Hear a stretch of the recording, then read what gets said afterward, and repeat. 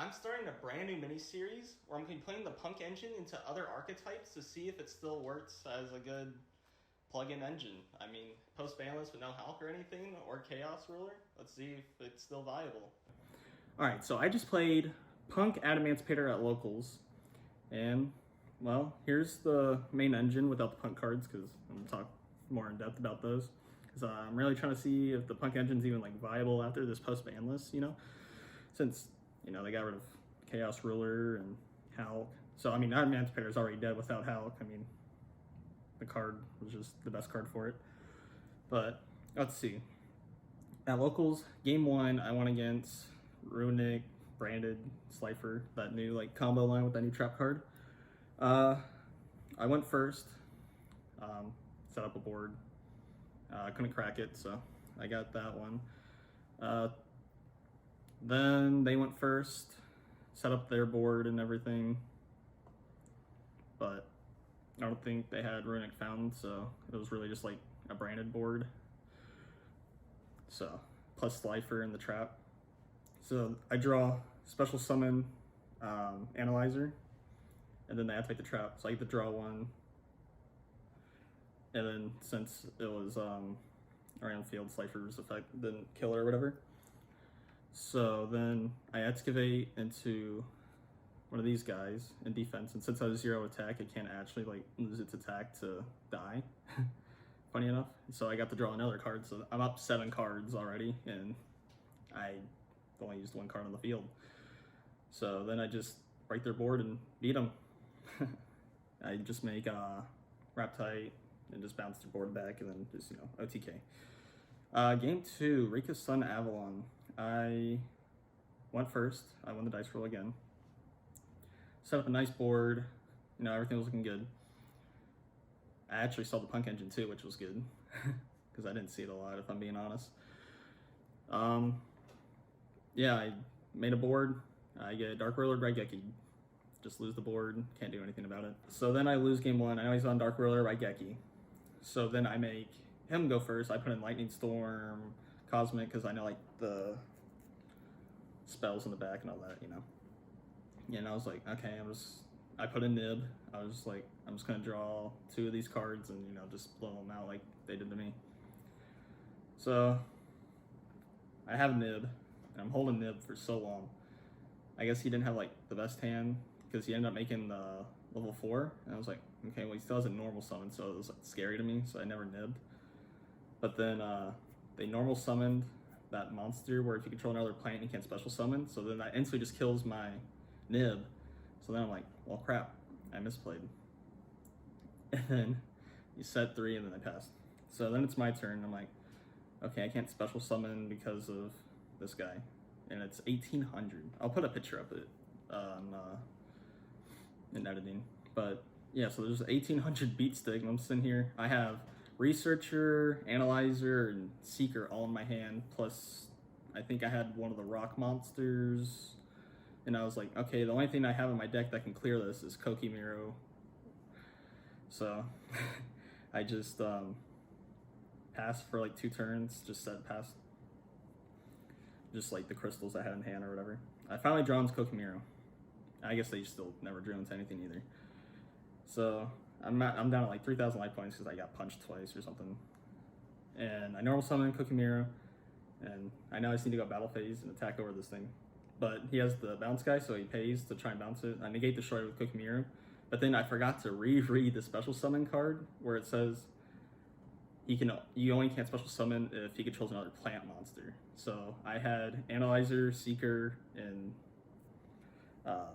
Researcher all in the hand, and I just didn't special summon, and then like OTK him. So that was a misplay on my part. I ended up losing that game just because simple misplay. Game 3, went against Sprite. I just set up 2 boards and just 2-0, you know, easy. Game 4 was also against Sprite. Game 1, they went first. I break, didn't really have anything to do. So then I decide, all right, I'm gonna go first. I put in my anti-spells, you know, some other floodgates, like the good ones, the good trap cards. And I go through, make a board, didn't see anti-spell or anything. Standby main, I get Dark Rulered, and then they just break my board, you know. And then the board gets broke. I don't die because Dark Ruler, no damage is taken. I draw for turn, and I draw anti-spell for turn, and I'm like, okay, this Sprite player has a Baron and like 2 other monsters on field, or like Carrot and Red or something, and an Elf. And I'm like, okay, well, I have no cards in hand other than this anti-spell that would have, won me the game. And then I just lost that game. But then I also played against a Punk tier deck, and that went pretty well. Game 1, it was really hard. They ended up making they took a lot of damage. They made a Psychic End Punisher, yeah, that card, and it was like 5,100 because of the damage difference between us. So then I actually got into my own Punk engine, hurt myself a little bit to get the points down further, but I'm like, okay, my Dragite ended up getting banished by his Psychic End Punisher, so I can't just bounce it or anything because it's unaffected, right? So then I'm like, oh, well, the only thing I can do is Unicorn Access Code, hit over it for 200 because it's at 51 and Access Code gets 53. So that's what I did. I just beat over it, won that game. Second game, I lost, I bricked. I just didn't have anything. And then game 3, I think I made Dweller pass, which it was enough. And then I just top decked the name and I just was able to full combo in OTK. So yeah, normal end board with this deck is about 3 synchros and like a Link monster or like a Etsy's monster.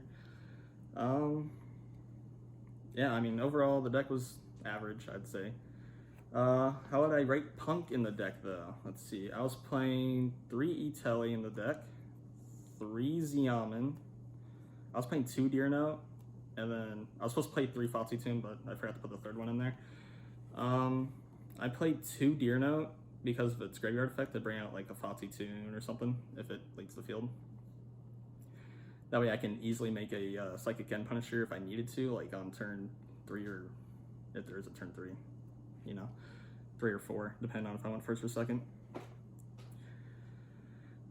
But yeah, the main purpose of the Punk engine inside of this deck, I say, is to either Link Climb and get Parallel Seed live, or if you only open Seeker plus like E-Telly, that ends up being full combo. Because you use the Punk engine to make Dragite, and then since Dragite's an Adamancipator card, you can swap some of your Seeker and then go from there. And then, Adamancipator just don't stop, it just keeps going. I'll be honest, I never really saw the Punk engine much, even though I'm playing 6 starters. The only card I would see is 1 P.u.n.k, so it was never enough to like start combo, I guess, because I never had 2 Punk cards in hand or anything. It was always just P.u.n.k, so it was really kind of like upsetting because I'm like, what the heck? I'm trying to play this that way my Seeker's not dead in my deck. But yeah, overall, I think it was okay. I mean, it's definitely not the best. And since we lost Halq, like if Halq was still in this deck, it would have been so much better. But without Halq, I mean, I don't know. But with the Punk cards in here, it definitely did help a lot. And it's still better than just like trying to play pair rots, I think, with the Punk engine. Because they can just do so much. Like, you can make random 7s into like Shooting Riser or something stupid, and it makes you able to play like Shen, like you weren't able to do. Like, I'll pull out my side deck quick. So like here I'm playing like Shen because if I Deer Note, bring out Xiamen, and then I have Seeker and Dragite on field, I can just make those 2 into Shen, and then Shen to Floodgate. It's super easy to make Herald of the Arclight in this deck too, so it's like a double Floodgate. Monsters banished, anything from field's banished. Overall, just really easy to Floodgate someone. Star of the deck, Raptite, or I'm at Dragite, bounces cards, Water Engrave, quick effect, negate destroy, just really good. And then casual, just here you go, Crystalline, bring out the Synchro monsters. Leonite, Raptite, Baron, Psychic Gun, and yeah. These were the synchros. I almost do wish I put like Black Rose in as like a 7, because like you make a lot of 7s in this deck, and that way you can just like blow up a board, you know. And it would make it so much easier. But yeah, those were the synchros.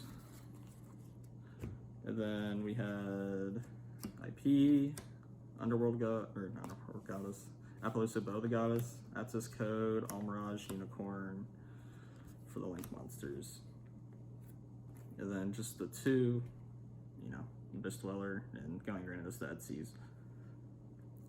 Yeah, so Punk just makes link climbing easy, so that's why I decided to play the Nightmare Unicorn and Atlas Code package again, and then IP, and then Goddess if I needed it. Never really came up with this, like having used IP to like go into Nightmare Unicorn on their turn or anything. But I did make Apo like one time because my board was so clogged, and I just had a literal 4 negate Apo, and that was really good. But yeah, overall, I'd say the Punk engine with this deck is still better than just, you know, regular route, especially post ban list. So I don't know, I'd give it like a solid 5, just a 5. Next is going to be Sword Soul Punk. So we'll see if that one gets higher than a 5. All right, thanks for watching. Like and subscribe.